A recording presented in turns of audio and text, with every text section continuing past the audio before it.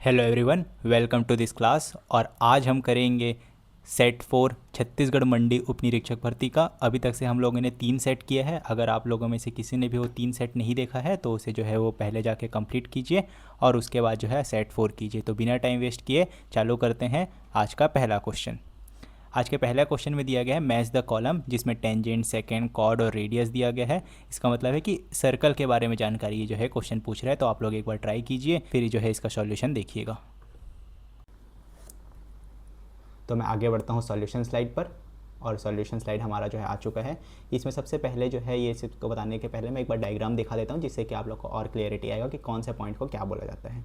तो सबसे पहले हमारे पास ये डायग्राम आ चुका है सर्कल का। इसमें देखिए यहाँ पास एक सेंटर दिया गया है, सेंटर पॉइंट ये जो होता है सेंटर होता है, ठीक है। ये सेंटर दिया गया है, ये वाला पॉइंट जो है उसको सेंटर बोलेंगे। और ये जो सेंटर है वहाँ से लेके एक पॉइंट का जो डिस्टेंस होता है वो क्या हो जाता है, रेडियस हो जाता है, ठीक है। यहाँ तक क्लियर हो गया। और अब अगला देखिए, अब यहाँ पर जो है क्या है, ये टेंजेंट दिया गया है। टेंजेंट क्या होता है सर? टेंजेंट जो होता है सर्कल को एक पॉइंट में टच करना, ठीक है। कोई भी लाइन जो सर्कल को एक पॉइंट में टच कर देता है उसको हम क्या बोलते हैं, टेंजेंट बोलते हैं, ठीक है। तो ये सेंटर समझ आ गया, रेडियस समझ आ गया, टेंजेंट समझ आ गया। और ये होता है डायमीटर। डायमीटर देखिए यहाँ पर से कि ये दो पॉइंट को टच कर रहा है, सेंटर से पास होता है। सेंटर से पास होता है कोई भी एक ऐसा लाइन जो सेंटर से तो पास हो रहा है और दो पॉइंट को टच कर रहा है, तो उसको क्या बोलते हैं, डायमीटर बोलते हैं। और कोई भी एक लाइन जो दो पॉइंट को टच करता है उसको बोलते हैं कॉर्ड। तो देखिए यहाँ पर से क्या पता चला हमको कि एक लाइन है जो दो पॉइंट को टच कर रहा है, वो कॉर्ड हो गया। और वही मैं क्या बोला था, वही डेफिनेशन किस में दिया था, मैं डायमीटर में भी दिया था ना, कि जो दो पॉइंट को टच कर रहा है लेकिन वो सेंटर से कर रहा है, ठीक है। तो इससे हम क्या पता कर सकते हैं कि डायमीटर जो होता है वो क्या होता है, लॉन्गेस्ट कॉर्ड होता है। क्योंकि देखिए बहुत सारे लाइन बन जाएंगे ऐसे, यहाँ पर से भी लाइन बन सकते हैं, इधर से भी ऐसे लाइन बन सकते हैं, ठीक है ना। तो कोई भी दो पॉइंट को टच करना है तो यहाँ पर ऐसे भी बन सकते हैं, तो इसको भी कॉर्ड बोलते हैं। तो जितने भी मैंने रेड कलर का लाइन खींच रहा हूँ वो क्या चीज़ है, वो सब क्या है, वो सब कॉर्ड है ना। तो वो कॉर्ड है तो उसमें सबसे लॉन्गेस्ट कौन सा होगा, जो सेंटर से पास होगा, और सेंटर से पास होता है तो डायमीटर। तो इसी से क्या बोला जाता है कि डायमीटर जो है वो लॉन्गेस्ट कॉर्ड होता है, ठीक है। तो ये भी आप लोग के एग्जाम में आ सकता है कि क्या से क्या कौन सा कॉर्ड लॉन्गेस्ट कॉर्ड किसको बोलते हैं करके, तो डायमीटर को बोला जाता है, ठीक है। आई होप सो कि ये चीज़ क्लियर हो गया होगा, है ना। अब देखिए जो है कॉर्ड का समझ आ गया। अब देखिए ये जो कॉर्ड और एक जो है सेकंड दिया गया, ठीक है। सेकंड में क्या दिया गया, देखिए ये जो है वो पॉइंट को टच कर रहा है, ठीक है। दो पॉइंट को टच करता है तो कॉर्ड होता है। और वही दो पॉइंट को क्रॉस कर लिया, देखिए यहाँ से ऐसे निकल गया, है ना, और ये वाला निकल गया। तो ये वाला लाइन जो है ना, ये अब जो मैं रेड बना रहा हूँ वो होता है सेकंड। और अगर यहाँ से इधर से इतना पॉइंट को बस देखेंगे तो वो होता है कॉर्ड, ठीक है। आई होप सो कि ये चीज़ क्लियर हो गया होगा। तो अब देखते हैं कौन सा ऑप्शन सही है। तो देखिए टेंजेंट में क्या था भाई, टेंजेंट में जो कोई भी एक पॉइंट को टच करेगा, तो लाइन इंटरसेक्टिंग टू पॉइंट्स नहीं, लाइन सेक्टिंग टू पॉइंट्स नहीं, line joining centre at any point of the circle, ठीक है। लाइन जॉइनिंग कर रहा है सेंटर को, तो ये वाला भी नहीं आएगा। तो यहाँ पर option number 4, line touching a circle at a point, ठीक है। तो ऑप्शन नंबर 4 मतलब कि ऑप्शन ए भी हो सकता है और बी भी हो सकता है। अब देखिए यहाँ पर सेकंड के लिए क्या बोला था भाई, जो क्या करता है, टच करता है, नहीं जो क्रॉस करता है पूरी तरीके से, ठीक है। जो क्रॉस करेगा वो क्या होता है सेकंड, और जो टच करता है वो क्या होता है कॉर्ड। तो देखिए सेकंड में क्या होना चाहिए, क्रॉस होना चाहिए, इंटरसेक्टिंग होना चाहिए। तो देखिए line intersecting circle eight 2 points, ठीक है। तो यहाँ पर से बी का आएगा 1, तो ये इसमें 1 है, इसमें 2 नहीं है, तो ये वाला गलत हो गया और ये वाला सही हो गया, ठीक है। आई होप सो कि चीज़ क्लियर हो गया होगा। अब बढ़ते हैं नेक्स्ट क्वेश्चन पर। हमारा नेक्स्ट क्वेश्चन जो है यहाँ पर जो है दिया गया है अजर्सन रीजन के ऊपर बेस्ड है। तो एक बार आप लोग और ट्राई कीजिए इसे। और ये भी जो है वो कहीं ना कहीं टेंजेंट से ही रिलेटेड है, सॉरी सर्कल से ही रिलेटेड है। टेंजेंट ऑफ अ सर्कल और रेडियस, है ना, point of contact perpendicular of a tangent, मतलब सर्कल से ही रिलेटेड ये वाला भी क्वेश्चन है। तो इसको एक बार ट्राई कीजिए और वीडियो पॉज करके, जब तक कि मैं जो है आगे बढ़ते हैं हम सॉल्यूशन स्लाइड पर। तो ये हमारा आ चुका है सॉल्यूशन स्लाइड। अब देखते हैं इसका सॉल्यूशन कैसे होगा।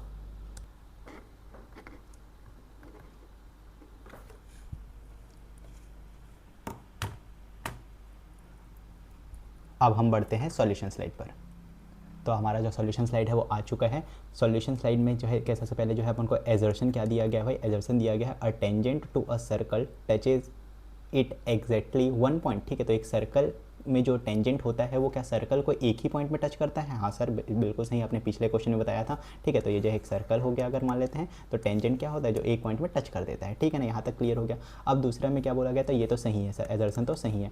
अब रीजन में क्या बोला गया है, radius drawn to the point of contact is perpendicular to the tangent. अब देखिए यहाँ पर से जो है ये हो गया है ना। अब मान लेते हैं ये टेंजेंट है, यहाँ से हम क्या करते हैं, एक रेडियस खींचते हैं, ये वाला पॉइंट मान लेते हैं, ठीक है। तो यहाँ पर टच हुआ है और यहाँ पर से रेडियस, तो ये रेडियस हो गया है ना। तो यहाँ पर से देखिए तो ये जो टेंजेंट है है ना, ये टेंजेंट को टी मान लेता हूँ, है ना, और यहाँ पर से ओ सेंटर, ठीक है। तो ये देखिए यहाँ पर क्या परपेंडिकुलर है, जी हाँ बिल्कुल परपेंडिकुलर रहता है, तो हमेशा जो है क्या आएगा, परपेंडिकुलर ही आता है। ये जो है क्या होता है, एक थ्योरम होता है, एक प्रॉपर्टी होता है सर्कल का, ठीक है। इसको हम जो है आगे जब टीचर वैकेंसी के लिए जब क्लासेस लाएंगे तो उसमें जो है मैं इसको और अच्छे से डिटेल में बताऊँगा, ठीक है। अब ये चीज़ क्लियर हो गया। अब देखिए तो ये भी चीज़ सही है भाई, है ना। अब देखिए अब यहाँ तक तो समझ आता है कि सर दोनों के दोनों सही है, पर ऑप्शन में देखते हैं कि both assertion and reason are true, तो ये वाला सही है।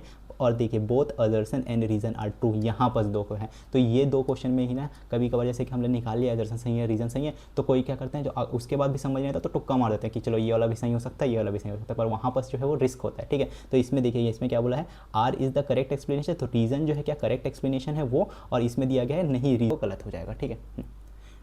देखिए अब ये दोनों को चेक करते हैं, ठीक है ना। तो अब ये दोनों में से कौन सा सही होगा, तो अब इसमें क्या होता है, रीजन जो है वो करेक्ट एक्सप्लेनेशन है कि नहीं है वो चीज़ को देखना है, ठीक है। तो रीजन क्या बोल रहा है, रीजन बोलता है कि एक रेडियस हमने ड्रॉ किया, पॉइंट ऑफ कॉन्टेक्ट से वहाँ पर जहाँ पर से टेंजेंट टच कर रहा है वहाँ से अगर हम करेंगे तो 90 डिग्री बनाएगा, ये चीज़ तो बता रहा है। लेकिन क्या ये रीजन ये बता रहा है क्या कि एक टेंजेंट जो है वो सर्कल को एक ही पॉइंट में टच करता है, नहीं सर ये तो नहीं बता रहा है, ठीक है। इंडिविजुअली सही है लेकिन ये बता तो नहीं रहे ना, इसका एक्सप्लेन नहीं कर पा रहा है, इसी कारण से ये वाला पॉइंट जो है क्या हो जाएगा, गलत हो जाएगा। ये जो है करेक्ट रीजन है करके ये गलत हो जाएगा, और ये वाला जो है करेक्ट एक्सप्लेनेशन है करके क्या हो जाएगा, सही हो जाएगा, ठीक है। आई होप सो कि ये चीज़ क्लियर हो गया होगा। अब बढ़ते हैं नेक्स्ट क्वेश्चन पर। हमारा नेक्स्ट क्वेश्चन जो है वो क्या है, साइक्लिक कोऑर्डिनेटर के ऊपर है, ठीक है ना। तो इसमें कुछ स्टेटमेंट्स दिए गए हैं, इसको JKLM करके, तो इसको एक बार आप लोग ट्राई कीजिए, और हम जो है वो बढ़ते हैं इसके सॉल्यूशन स्लाइड पर। पहला क्वेश्चन क्या दिया गया था कि एक साइक्लिक कोऑर्डिनेटर दिया गया था, तो सबसे पहले समझना होगा कि कोऑर्डिनेटर क्या होता है। कोऑर्डिनेटर मतलब होता है कॉर्ड मतलब होता है 4, है ना। तो 4 जो है जिसके 4 साइड्स होंगे, जो 4 वर्टेक्स होंगे जिसके, है ना, तो वो जो है क्या हो जाएगा भाई, कोऑर्डिनेटर हो जाएगा। अब उसमें देखिए यहाँ पर से साइक्लिक बोला गया है, तो साइकिल के अंदर, है ना, साइकिल के अंदर मतलब कि सर्कल के अंदर में अगर कोई भी एक ऐसा 4 वर्टेक्स वाला डायग्राम, मतलब जो कि कोऑर्डिनेटर हो जाएगा 4 साइड्स वाला, है ना, वो अगर आता है और अगर वो चारों वर्टेक्स, उस डायग्राम के चारों वर्टेक्स जो है सर्कल को टच कर दिए, है ना, सर्कल को टच कर देते हैं, तो फिर क्या होते हैं, उसको साइक्लिक कोऑर्डिनेटर बोलते हैं, ठीक है ना। तो यहाँ तक तो समझ आ गया सर। अब इसमें पहला दिया गया है अपोजिट एंगल आर सप्लीमेंट्री, ठीक है। अपोजिट एंगल और सप्लीमेंट्री, अपोजिट एंगल मतलब कि आजू बाजू वाले, ठीक है। तो यहाँ पर देखिए एक बार, ठीक है, इसमें सबसे पहले क्या दिया गया, अपोजिट एंगल्स आर सप्लीमेंट्री, ठीक है। तो अपोजिट एंगल्स, ठीक है, तो इसमें सबसे पहला चीज़ क्या, ठीक है, तो इसमें सबसे पहला चीज़ क्या दिया गया है, साइक्लिक कोऑर्डिनेटर, ठीक है। साइक्लिक कोऑर्डिनेटर मतलब क्या होता है, एक ऐसा कोऑर्डिनेटर जो कि सर्कल के अंदर में हो और उसका जो है 4 वर्टेक्स जो है वो सर्कल को टच कर सके, ठीक है ना। तो वो चीज़ क्लियर हो गया कि साइक्लिक कोऑर्डिनेटर क्या होता है करके, ठीक है। अब इसमें क्या बोला गया है, opposite angles are supplementary. Opposite angles मतलब क्या होते हैं, जो कि आप अपोजिट वाले एंगल होंगे वो क्या होंगे, सप्लीमेंट्री। अब सप्लीमेंट्री क्या होता है सर, तो एक वर्ड होता है सप्लीमेंट्री और एक वर्ड होता है कॉम्प्लीमेंट्री, ठीक है। तो सप्लीमेंट्री मतलब क्या होता है, जिसका सम ऑफ 2 एंगल्स, ठीक है, 2 एंगल का सम जो है अगर 180 डिग्री होता है तो उसको सप्लीमेंट्री बोलते हैं, और 2 एंगल का सम अगर 90 डिग्री होगा तो उसको क्या बोलते हैं, कॉम्प्लीमेंट्री बोलते हैं, ठीक है। तो कॉम्प्लीमेंट्री सप्लीमेंट्री समझ आ गया। तो अब इसमें क्या बोला गया, अपोजिट एंगल्स आर सप्लीमेंट्री। तो क्या अपोजिट एंगल सप्लीमेंट्री होते हैं क्या, एक बार देखिए डायग्राम बना देता हूँ। यह सर्कल हो गया, है ना, इसमें एक डायग्राम बनाते हैं, यहाँ पर जो है मान लेते हैं ये एक स्क्वायर है या कुछ भी है जो कि कोऑर्डिनेटर है, ठीक है ना, जिसके 4 वर्टेक्स वाले, है ना। तो यहाँ पर से 4 वर्टेक्स जो है टच हो गए हैं इसमें, ठीक है। तो इसको मान लेते हैं ABCD। अब देखिए यहाँ पर से एक एंगल बनेगा, कुछ यहाँ पर भी कुछ एंगल बनेगा और कुछ एंगल बनेगा, कुछ एंगल बनेगा, और एक सम ऑफ कोऑर्डिनेटर क्या होता है, 180 डिग्री का होता है, ठीक है ना, 180 डिग्री का हो गया। तो अब क्या बोला गया, अपोजिट एंगल, देखिए यहाँ पर भी 90 डिग्री बन रहा है, यहाँ पर भी 90 डिग्री बन रहा है, यहाँ पर भी 90 डिग्री बन रहा है, यहाँ पर भी 90 डिग्री बन रहा है ना। तो यहाँ पर क्या बोल रहा है, अपोजिट एंगल मतलब कि A + C जो है वो 180 डिग्री का होगा, सप्लीमेंट्री होगा, जी हाँ बिल्कुल ये सही है। B + D है ना, ये भी तो अपोजिट है भाई, ये भी 180 डिग्री का होगा, जी हाँ बिल्कुल ये भी सही है। तो ये वाला जो पॉइंट हो गया क्या होगा, सही होगा, ठीक है। ठीक है, अब देखिए, अब सेकंड में देखिए क्या बोला गया है, सेकंड में बोला गया exterior angle equals to interior angle, ठीक है। तो इसमें क्या बोला गया है कि एक्सटीरियर एंगल और इंटीरियर एंगल क्या इक्वल होते हैं करके। तो यहाँ पर जो है साइक्लिक कोऑर्डिनेटर का एक प्रॉपर्टी होता है जिसमें क्या बोला जाता है कि exterior angle are equals to interior angle, ठीक है। तो ये जो है इस पॉइंट में भी यहाँ पर से क्या हो जाएगा, सही हो जाएगा, ठीक है ना।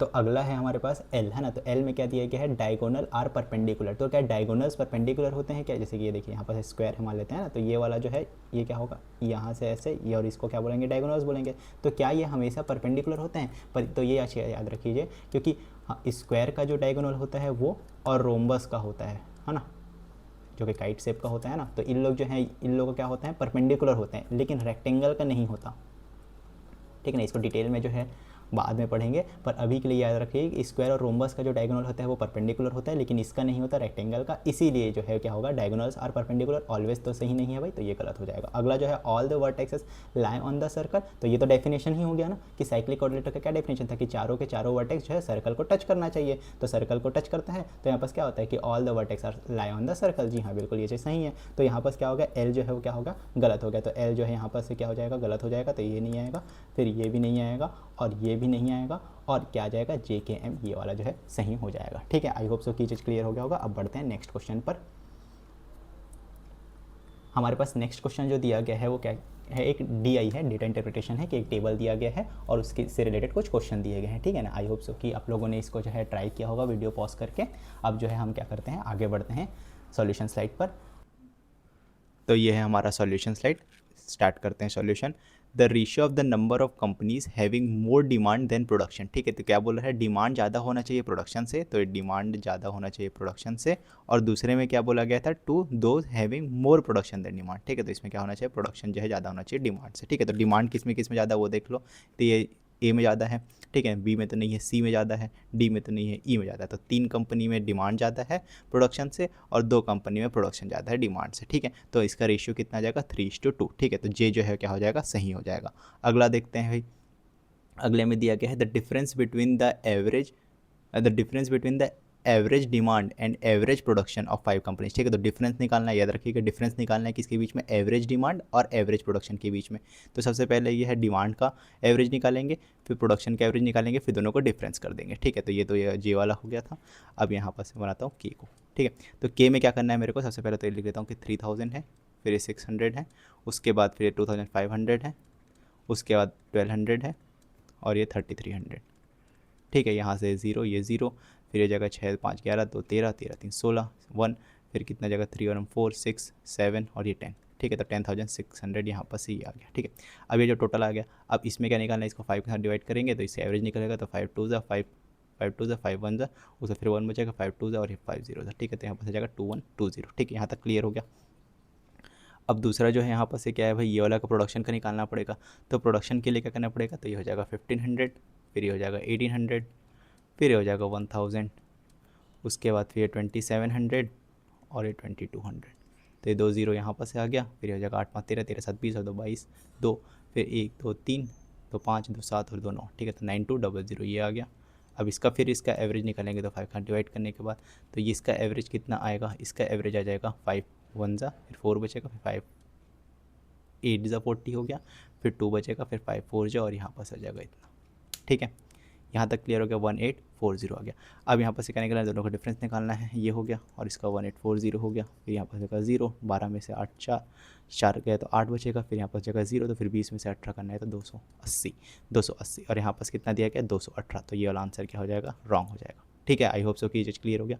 अब अगला है production of the company D. ये प्रोडक्शन ईयर है, कंपनी डी कौन सा है, ये वाला कंपनी डी है, उसका प्रोडक्शन जो है 1.8 टाइम्स है किसके भाई, प्रोडक्शन ऑफ कंपनी ए के। कंपनी का प्रोडक्शन ए का कंपनी प्रोडक्शन ये है, तो कंपनी ए का प्रोडक्शन लिख दो है ना, उसके 1.8 टाइम्स निकालना है, इसका 1.8 टाइम्स कितना आना चाहिए, कंपनी डी का प्रोडक्शन होना चाहिए, ये होना चाहिए। तो अब देखते हैं भाई, तो यहाँ पर ये क्या है, ये 18/10 है। ठीक है, और ये जगह कितना जगह 1500 हो जाएगा, तो ये 0 और ये 0 कैंसिल हो गया। अब बचा कितना, 150 × 18 है। ठीक है ना, तो अगर मैं इसको ऐसे करूँ तो इसको मल्टीप्लाई करने के लिए क्या होता है, ये 150 × 10 + 8 करते हैं, तो ये जाएगा 150 × 10 करेंगे तो 1500 हो गया, और 15 चौक 60 15 चौक 60 120, तो ये 120 हो गया, और एक 0 और लगा दो तो ये आ गया कितना 2700। ठीक है, यहाँ तक ये आ गया, ये 2700 आ गया किसका भाई, प्रोडक्शन ऑफ कंपनी डी का। ठीक है ना, तो प्रोडक्शन ऑफ कंपनी डी का हम लोग इस मेथड से करें तो इतना आना चाहिए 2700, और एक्चुअली में दिया कितना 2700, तो ये जो है क्या हो जाएगा, सही हो जाएगा। तो ये एल जो है क्या हो गया, सही हो गया। ठीक है, अब बचा है एम का बारी। ठीक है, तो एम का बारी यहाँ पर से बना के देखता हूँ कि the demand of the company B is approximately 27% of the demand of company C. ठीक है, तो कंपनी सी का डिमांड कितना है भाई, कंपनी सी का डिमांड है 2500। ठीक है, और कंपनी बी का डिमांड कितना है, कंपनी बी का डिमांड है 600। तो क्या पूछा है, डिमांड ऑफ कंपनी बी जो है वो अप्रॉक्सीमेटली 26% होना चाहिए कंपनी सी के डिमांड से। तो अगर मैं यहाँ पर से कलर चेंज करता हूँ, ये देखो कि सबसे पहले यहाँ पर क्या दिया गया था 2500। ठीक है, 2500 है ना, इसका कितना निकालना है हमको, इसका 26% अप्रॉक्सीमेट होता है कि नहीं होता देखते हैं। ठीक है, तो कंपनी बी का प्रोडक्शन, कंपनी बी का प्रोडक्शन कितना है 600। अब ये दोनों के बीच में यहाँ पर जो है 100% निकाल करके ये 2 जीरो से 2 जीरो, 25 एकम 25 चौक, तो ये कितना आ गया 24%। ठीक है, यहाँ पर कितना आ जाए 24%, दिया कितना है 26%, तो ये चीज़ गलत हो गया। अपना जो है आंसर जो है इससे मैच नहीं कर रहा है, तो ये चीज़ क्या हो गया, गलत हो गया। तो एम जो है क्या हो जाएगा, रॉन्ग हो जाएगा। ठीक है, तो अब एम रॉन्ग है तो जे और एल सही है। जे और एल कहाँ पर है, ये वाला ऑप्शन नंबर ई जो है इसका राइट आंसर होगा। ठीक, आई होप सो कि ये वाला क्वेश्चन भी आप लोग को क्लियर हो गया होगा। अब बढ़ते हैं आगे। सो दैट्स इट, और आज का सेशन जो है हमारा यहीं पर से एंड होता हुआ। अगर आप लोग को ये सेशन अच्छा लगा है तो प्लीज़ लाइक कीजिएगा और अपने दोस्तों के साथ शेयर कीजिएगा, और चैनल में नए हैं तो सब्सक्राइब कीजिएगा। सो तब तक के लिए कीप रिवाइजिंग एवरीवन, एंड मिलते हैं नेक्स्ट क्लास में।